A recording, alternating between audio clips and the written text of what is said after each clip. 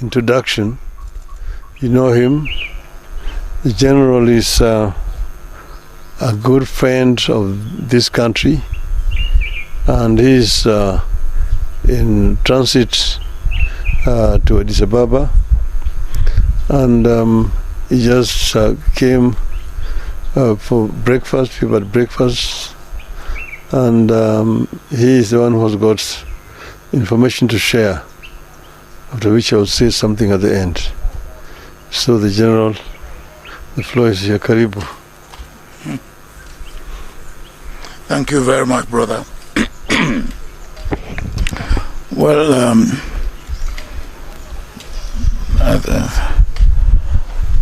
I am very gender sensitive. So when they say gentlemen of the press, I say ladies and gentlemen of the press. And because here is my sister, is not a gentleman, it's a lady. And so I think the beginning is to look at our situation in Africa, or in fact, start on the broadest plane. Look at the situation in the world today. The other day, somebody told me that there are 67 wars that are being fought in the world today. 67 wars. There's so much uncertainty. There's so much insecurity. There's so much instability. There's so much unpredictability in the world.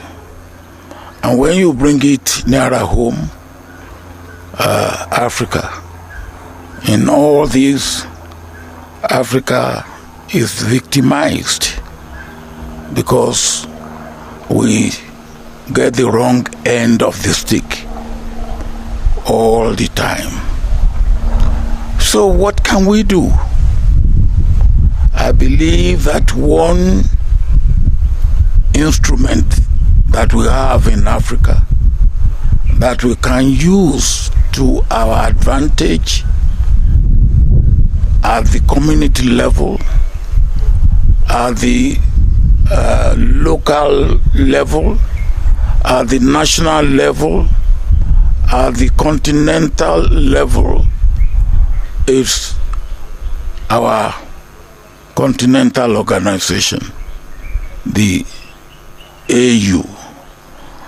And the AU, if it will serve the purpose that is meant to serve, it requires the right person at the right time. And this is a time that we in Africa, and working with the rest of the world, we need to get AU to be what it should be. They are doing what they can do, because AU got me and two, with sister and a brother, to look at the situation of Tigray and the federal government of Ethiopia. But there's a lot more that is wrong with Africa today. My own part of the continent, West Africa, is riddled with government that had not come through constitutional means, is riddled with insecurity, is riddled with poverty, unemployment, and you can say similar thing even for this part of Africa. So if in less than a year there should be a change of button at the AU level. Maybe some of us should take it upon ourselves to assist our incumbent leaders to make sure that we look and search and advise. And so part of my visit was really three. One, Brother Raila is a friend of many, many years. What year did we go to Kisumu for the final funeral of Jaramogi? 1995. 1995. And when I came back and went back to Nigeria, I was charged with treason. Treason not only because they say I wanted to topple the government of Nigeria, but also because I came here because I want to topple the government of Kenya, because I went for the funeral rite of the leader of opposition. Now that's as far back as we have been friends, and now have been friends of the family, and particularly of Raila. So, consulting, searching, what can we do? And consulting. Second thing is that not too long ago, I was here with the President of the Republic, President Ruto, and Raila. And we went to Mombasa. Yes. We went to Mombasa, and the outcome of that exercise was 5 each from the two parties to form a committee. And I understand that committee have done impressive work. Of course, in my part of the world, we believe that when you put yam in fire, you must be able to turn it over so that it's not overburnt, overdone. So I want to see what progress we are making in that line. I will be seeing the president, with whom, of course, I'm also regularly in contact. And the third is what I said earlier on. Now, can we be looking? We need a person, man or woman, who has experience, who understand the situation we are in, who comes from a background that can make a difference. And of course, that consultation means now the people that I, from my own understanding of the situation and what I know of Africa, haven't been involved with Africa for more than 5 decades. What sort of people?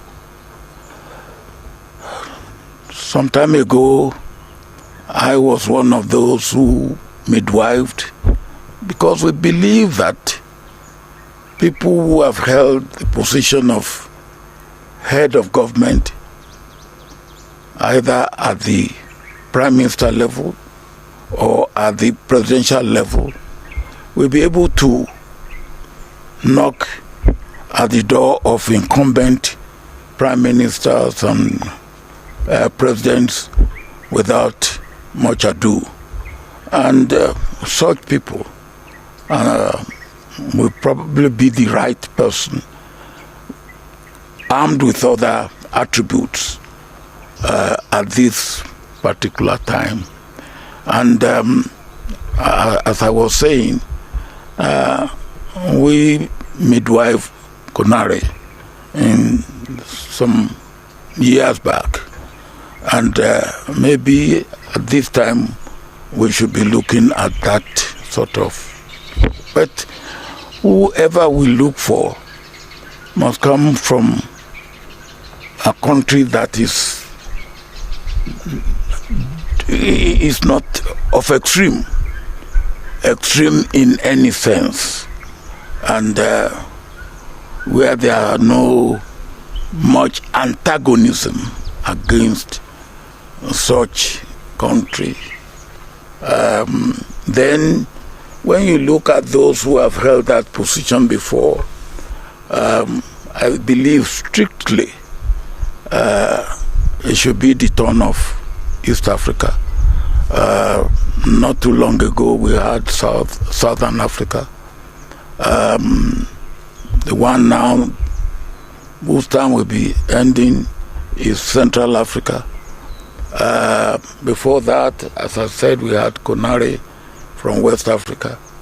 I believe it should be the turn of Eastern Africa or East Africa. And can we find such a person? I believe, yes, we can. But such a person should not be the candidate of his country. He should be the candidate of the region. And if the region can come together and put such a candidate forward, I believe that should be the way we should go. And that's the main point of my visit before I go to attend the AU meeting for the 17th and the 18th. And I have no doubt in my mind that my friend could easily be a viable candidate. But that, of course, is subject to the views, feelings, and, of course, the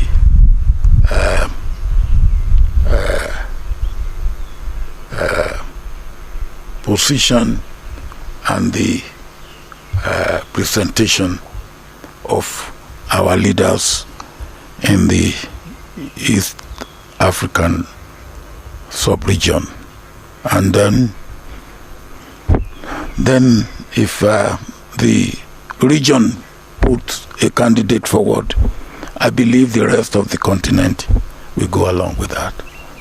That's what I am consulting about. That's what I am working at, and I hope and pray that God will help us. Africa needs to stand up and stand up firmly. There's so much at stake in Africa today that we need to get it right. Thank you. Thank you, General. Ladies and gentlemen, I can only add that I have been consulting widely among friends. As the General said, he is one of my closest friends on the continent. And I intimated to him that if there should be interest, I will myself be keen to serve the continent of Africa. Mainly because as a Pan-Africanist, I believe strongly that Africa is playing in a league that it should not play. That Africa deserves better. Africa is we can say, the cradle of humanoid species. The first human who walked on this earth was an African. And Africa is also the cradle of human civilization. The Africans started using steel and steelwares before any other human beings elsewhere started doing so. Africa is the richest continent on the planet Earth in terms of minerals and general raw materials. It is a paradox that the richest in terms of resources is also the poorest. This is something that we need to reverse. And it can only be reversed if we as a continent marshal all our resources for the faster socio-economic growth of our continent. And African economies can complement each other. I have served the AU in the capacity as infrastructure high representative. That position gave me a good advantage to be able to learn about each and every African continent, country, what they have, the comparative advantages, and so on. And I believe that working together with all these countries, we can be able to emancipate Africa. There is right now brain drain out of our continent. It is also actually appalling to see young African people drowning in the Mediterranean in search of greener pastures out of the continent. This is something that can also be reversed. Those are the ones that can get to the Mediterranean. Some perish on the Sahara. Yeah. So before they get to the Mediterranean. But all the same, the fact is that they end up all dying. It's a tragedy that ought to be reversed. And because of all these considerations that I am inclined to accept the challenge. Should the leadership of Africa want my services, I am ready and offer myself to be of service to this continent. And I've asked my friend to continue to be a good ambassador and talk to other people elsewhere. I don't want to say much more than that. And therefore today I want to make it public that I'm ready, yes, to go for the chairmanship of the African Union. Thank you.